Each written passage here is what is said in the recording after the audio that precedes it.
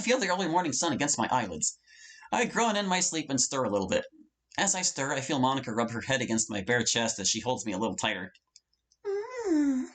5 more minutes, babe. I smile sleepily as I pull her closer to me. To say last night felt amazing would be one hell of an understatement. But we were sure as hell worn out by the end of it. By the time we had gone to sleep, it had just gone well past midnight. In all fairness, we were both tempted to skip school just to have some more time together. I'm honestly tempted to take her up on that idea. Unfortunately, we're woken up by the sound of loud knocks on my bedroom door. We jolt up in shock at the sound on the other end of the door. Oi, lovebirds! Wake up! You're gonna be late! As soon as we hear Natsuki going downstairs, Monica practically leaps out of bed. I hear her rifle through her bag, I'm guessing for her uniform. Just gonna get to the bathroom to get dressed. She sounds completely embarrassed. As soon as the door closes, I open my eyes and get out of bed. I go over to my closet to get my uniform. Before I get dressed, though, I quickly spray myself with deodorant. After getting dressed and making sure all my books are in my bag, I head downstairs. I head straight for the kitchen to make myself some toast. Whether I'm late or not, I need something to eat. As soon as I put the bread in the toaster, I hear Natsuki huff behind me. I turn and see her looking both tired and pissed. Oh boy. Morning, Natsuki. I make a tired smile as I nervously greet her. Do you realize just how fucking loud you two were? Blunt as always. And if waking me up once wasn't bad enough, you went at it again and woke me up a second time! For what seems like the millionth time, a rather thick layer of crimson lays into my face. Last night is mostly a blur, so that wouldn't be exactly implausible. Seemingly annoyed by my confusion, Natsuki grabs me by the shoulders and shakes me. I woke up at 3:30 in the fucking morning because you pair thought, we can go for round 2! Whoa, chill out. No! I have no intention on chilling out! I've already downed 2 energy drinks because of you two! And I know even that's not gonna keep me up! Wait, the ones in the fridge? Those were mine. Well, you certainly didn't need them last night!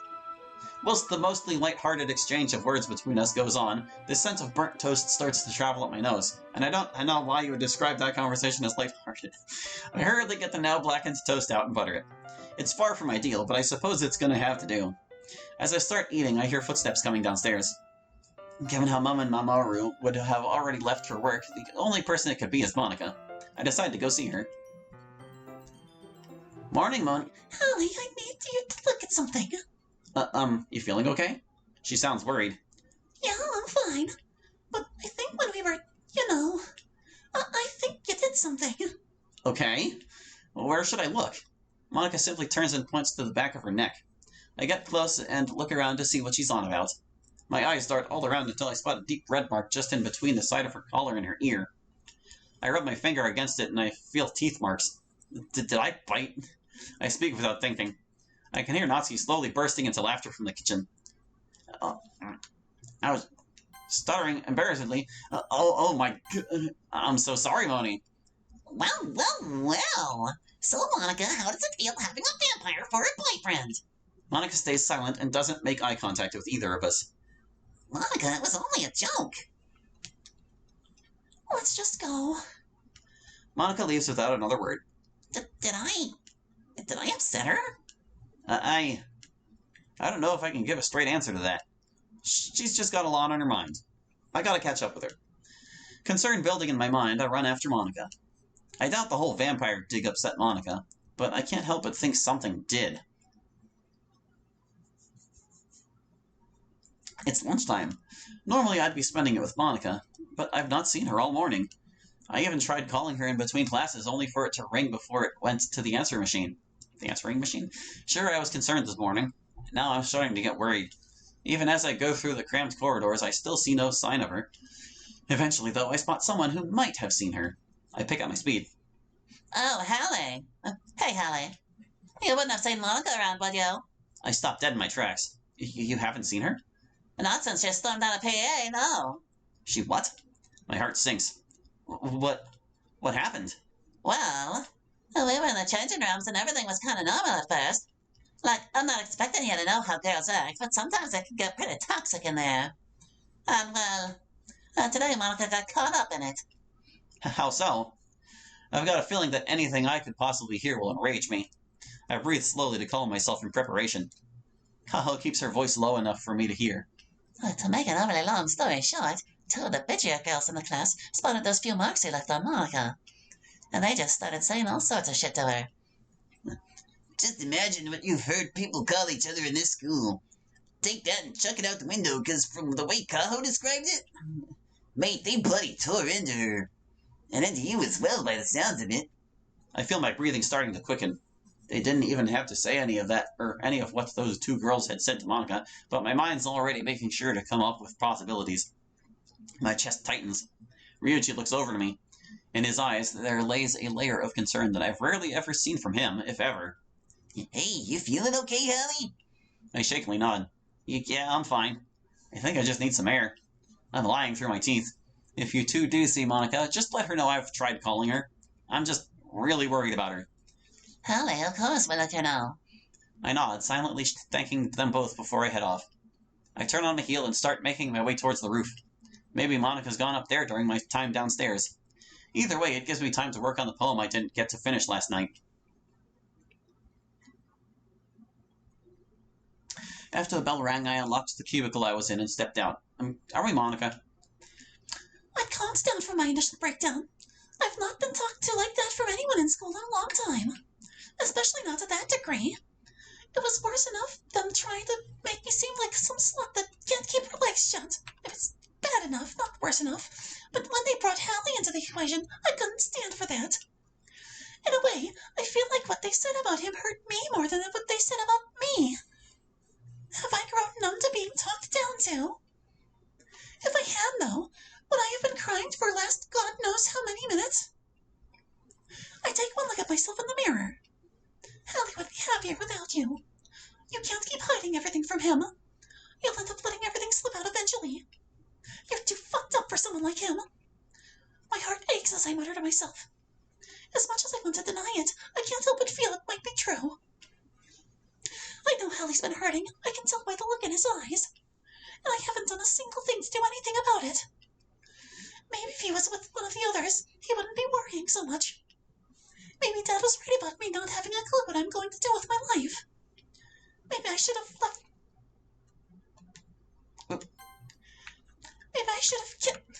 I'm snapped by to reality by the sounds of footsteps coming down the hall. And those steps are accompanied by voices that I can't quite make out. Just in case they're coming here, I return to my cubicle and lock the door. It's a stall. My heart beats low as I hear the door open. I don't even get me started on Sonico. That bitch looks like she just crawled out of a fucking well. Great. One of them is one of the same girls from PE. I try my hardest to keep silent as they continue their conversation. Well, less a conversation, more of a vehicle for them to degrade other students. However, it's not too long until something they say catches my attention. So Yoga called me the other day. Oh yeah? What does she want? Nothing much. I thought I'd tell her about her ex though. About her. Hallie? Yeah. She said either Monica's standards are non-existent or she is desperate. Oh, she's desperate, all right. I can feel my blood starting to slowly boil. Did you know that she let Hallie bite her? The second girl scoffs. You serious? Yup. There's one on her neck, one on her back, and one on her arm. They're a pair of weird cunts, aren't they? I grimace internally. I despise that word. Oh, they're all over each other. Wouldn't surprise if he's already knocked her up. I let out a small sneeze and the conversation falls dead silent. I hear footsteps approaching the cubicle and my heart goes into overdrive. There's then a quick burst of knocks on the cubicle door. There's somebody in there. I stay silent. Another couple of knocks follow. I still don't budge. The knocks then become quicker and more aggressive in tone. A brief whimper breaks my silence. Oh shit. I then hear some murmuring from the other side. Oh, Monica. She speaks in an eerie, almost sing-song tone. Could you be a sweetheart and please open the door? I shudder at the thought. Eventually, though, the bathroom door opens. We were just leaving. Yeah. Sure you were. The other girls leave. For the first time in what felt like the long couple of minutes in my life, I breathe. Almost immediately following that, there's another knock at the door. Monica, I know you're in there. After taking a moment to myself, I finally unlock the door. I take a good long look at Kotanoha. She probably thinks I look like a mess. How'd you know I'd be here? After you didn't show up for class, I figured you had to be somewhere. And by the looks of it, it's a good job I came here first. You look frightened. I am. One of the girls who slut-shamed you in front of at least half of our classmates talks shit about you, calls you and your boyfriend all sorts of horrible things. That was a hell of a sentence. Only then to try and get you out of hiding to who knows what. Then yeah, it's kind of hard not to be. Christ. There's a bit of silence between us. My breathing is slow, deep, and shaky. Hallie doesn't need this. He's better off without me. My voice breaks and tears start flowing in my eyes. Monica, what are you on about? From what you've told me and what I saw yesterday, Hallie cherishes you. I know he does. And that's why it's killing me to see him hurting because of me. He has to live with the knowledge my dad puts me down every single chance he gets. He has to put up with me every time I break down. I almost won his friendships with one of my club members because I let myself become a paranoid, jealous bitch.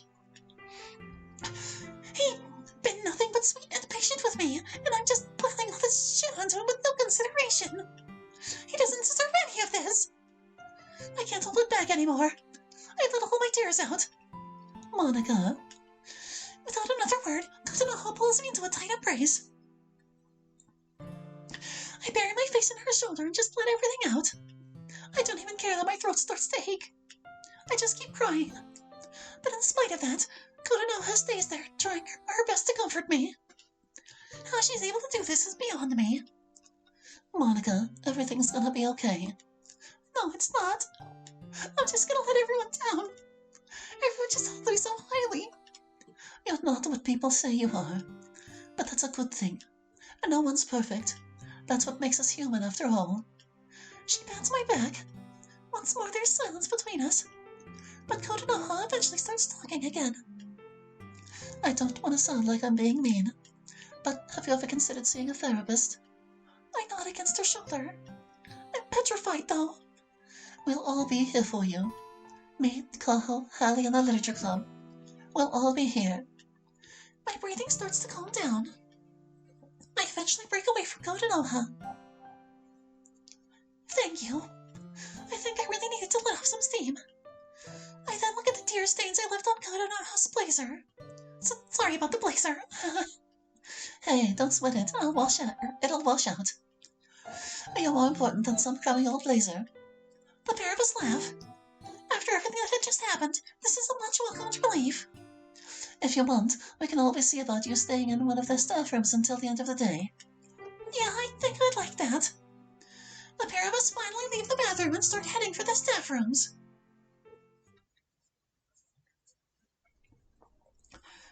Another school day drags to its end. During second break, though, Kotanoha did eventually come find me and let me know that she found Monica. But, much like Natsuki had yesterday, she told me to keep an eye on her. I swear, the more I hear that phrase, the more my concerns will grow. Then again, they're already at an all-time high. The longer I walk through these borderline identical halls, the thoughts of what happened continue to plague my mind. However, I soon bump into someone. Sorry, I didn't see you there. My voice has a slight quiver to it. No, Hallie, you don't have to apologize. After collecting herself, Yuri looks at me. Are you all right, Hallie? You seem lost. Just tell her the truth, Hallie. I'm worried about Monica. I've not seen her since this morning. And after what happened earlier, I shake my head. I know it's not your business. I don't even know why I said anything. No, it is my business. Both you and Monica are my friends. Of course I'm going to want to make sure you're okay. I did overhear what happened with Monica, and truly hope she's okay. No one's tried starring on you, have they? Besides the weird looks, not really. Although Natsuki did call me a vampire this morning. But that was before any of this happened. How did Monica respond to that, if you don't mind me asking? She did get upset. But I can't tell if that was because of the joke or something else. Yuri thinks for a moment. Do you think she'd be at the clubroom by now? If she's not left yet, then probably. I go to walk down, but I quickly turn back to Yuri. Could you come down with me? I... She sounds shocked. Are you sure you would rather be left alone? I'm positive, Yuri. Besides, after today, I could do with the company. If you insist. She gives me a warm smile. We then start walking down to club room. It doesn't take us long to get to the club room. As soon as we step in, I spot Monica by the front desk. Almost immediately, I drop my bag off the door and rush over to her. Oh, hey, Hallie. What's up? I wrap my arms tightly around her, taking her by surprise. I hide my face against Monica's shoulder. I've missed you so much.